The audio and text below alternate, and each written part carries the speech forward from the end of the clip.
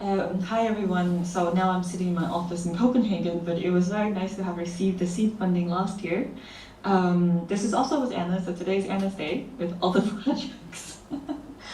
And we'll be presenting this project together because it's a two-part project.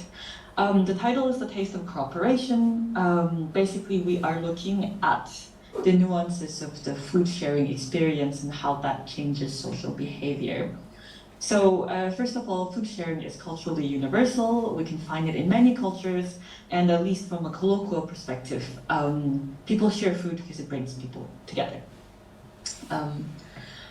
But there has also been some recent research showing the experimental effects of food sharing. So for example, there was a study that showed people who eat similar foods compared to eating different foods, the people who eat similar foods show more trust and more cooperation, at least when we measure them from these kind of economics game behaviors. But beyond just eating similar foods, we also see that people who share food from the same plate display more cooperative behavior compared to people who share foods from different plates. So even if the food is the same, the context of sharing really matters. And Anne and I have been discussing this for the last, 2 years, and something that we realized is that no one has ever looked at the kind of breaking down the mechanisms of food sharing. So if I explain this in a simple way, right, what makes food sharing work? Is it the fact that we are having the same sensory experience? Or is it the fact that we see each other and we know we're sharing food? So to put this in a more experimental design, we wanted to see whether there's a bottom-up effect of sensory manipulation, or whether it's a top-down effect of the cognitive, knowledge that we are eating the same food or different foods. So based on this nuance, I'll discuss a bit later, we came up with a study design where we manipulate either the sensory aspect or the cognitive aspect differently in terms of food sharing. I think maybe, Anna, I'll do this slide and you can do the next one. But we also looked at how this kind of pro-social behavior have been measured, because like I said earlier, it would seem that the influences of food sharing has so far been measured in the context of these very cognitive cooperation tasks, like this economic trust game that I'll mention later with bank investment. There's also been games like the prisoner's dilemma or like this labor union negotiation task. So they have all been really cognitive, and something that hasn't been looked at is measuring other types of cooperation. So Anna, I'll let you do this slide. So obviously, as you saw in my previous presentation, a huge part of the field of social cognition looks at interpersonal synchrony, so not these like top-down kind of cognitive coordination tasks like prisoner's dilemma and trust games, but rather just like arguably say lower level tasks. Not that they don't involve cognition, of course they do, but that are more like basic sensorimotor coordination, synchronization tasks, and that are often actually even spontaneous. So people often spontaneously synchronize movements, and this happens actually often if they feel affiliation towards one another, and it's often unconscious. And so one question, so Janice and I were looking at this literature on food sharing and its effects on prosociality, and noting that most of the measurements of prosociality are really looking at top-down, measuring prosociality in terms of like these top-down trust tests. And we wondered, does food sharing also promote kind of lower level alignment between people that might be reflected in more like spontaneous synchrony, for example? So, and we know that spontaneous synchrony is optimized by social affiliation and in turn promotes social affiliation. This has been replicated multiple times. So a central question of our project is kind of, I think, a novel contribution to this larger literature, which is actually very new literature to me. I don't really look at more like top-down coordination context very much, so it was quite interesting to review with Janice, does food sharing promote sensorimotor synchrony in addition to cognitive cooperation? So does it not only affect like explicit context where you're trying to explicitly, deliberately coordinate with a partner in a very like top-down decision-making based way, but also promote synchronization, like kind of lower level automatic synchronization that maybe perhaps less conscious control over. Okay. Great, thank you, Anna.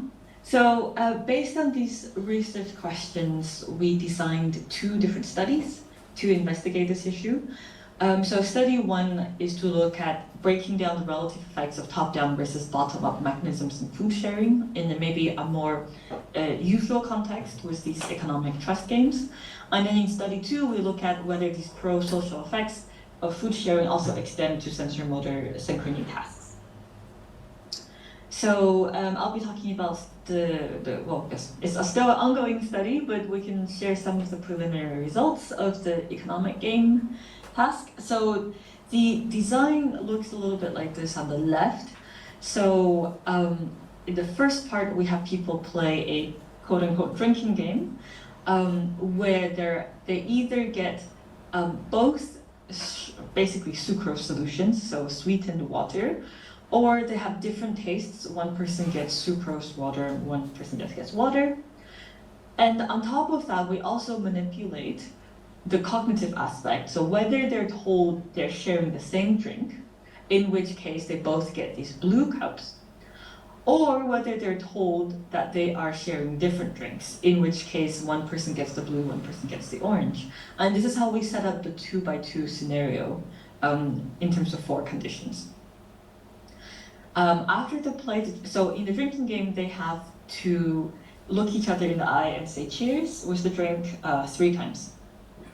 And after they play the drinking game, we have them do 10 rounds of this very common investment game. And the way this investment game works is that one person gets randomly assigned to be the investor and the other person gets assigned to be the banker. The investor can send X amount of money to the banker, anything from 0 to 100, and anything that gets sent to the banker gets tripled, and the banker gets to decide how much to send back to the investor to start with. And the goal, of course, is to maximize your money by the end of the round. So this basically becomes a measure of trust, because the more the investor trusts the banker, the more the investor would send to the banker, in the hopes that the banker would then reciprocate and send money back.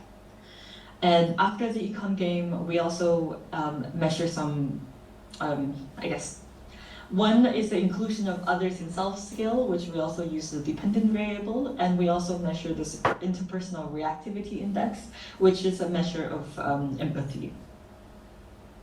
So we have 2 different operationalizations of trust in this study. One is the amount that is invested, and the other one is the results of this inclusion of other in self-scale.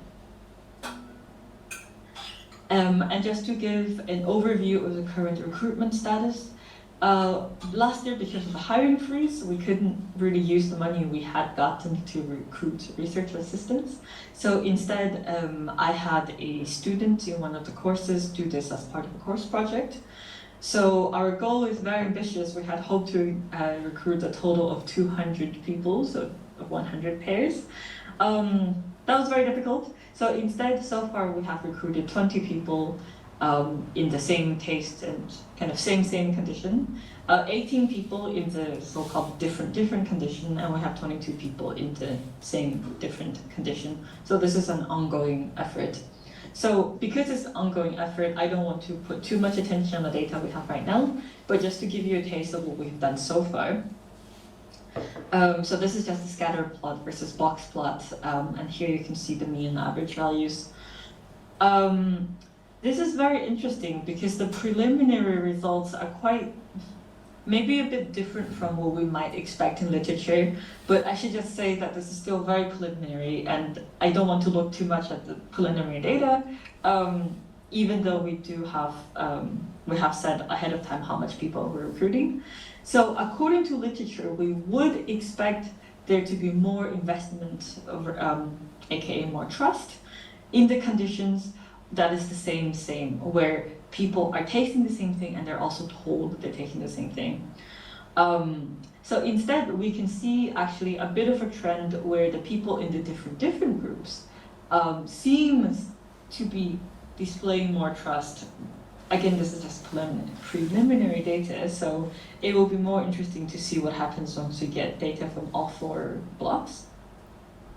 Similarly, in the iOS inclusion of others in self-scale, it's even more clear where the people that are tasting different drinks and they're told to taste different drinks, they actually display higher inclusion of other in self than the same group. So this is very interesting. But again, we don't even have half of the people collected yet, so it's a bit early to draw conclusions, but at least we can see what we have so far. So that was it for the econ game, and I will turn over to Anna for the tapping task. Thanks, Janice. Okay, so do I have control over the slides? Maybe I'm just going to request control so that I can advance the slides. Or I can do it for you. I just requested a remote control, so you should be able to. Super. Okay, so for the, just here. Okay, so for the tapping task, we used the same basic drinking game that Janice mentioned in the econ in study 1. So again, we had subjects drink either the same or different drinks and be told that they were drinking either the same or different drinks. So this fully crossed sensory versus cognitive manipulation. But what was different from study 1 is that instead of subsequently completing a economic game, or what we call a cognitive trust game, or cooperation coordination game, they completed instead an auditory motor rhythm synchronization task, where partners basically were given sensors and then they tapped on the sensor at a rhythmic rate. And the main question was basically, is there some effect is interpersonal synchrony promoted by top-down knowledge that you're sharing the same drink or food as a partner? And also, is there a sensory pathway? So does actually having the same sensory experience as a partner, like actually drinking the same drink, does that also promote, is that another pathway by which interpersonal synchrony might be promoted? So we had another custom sensor platform designed for our study.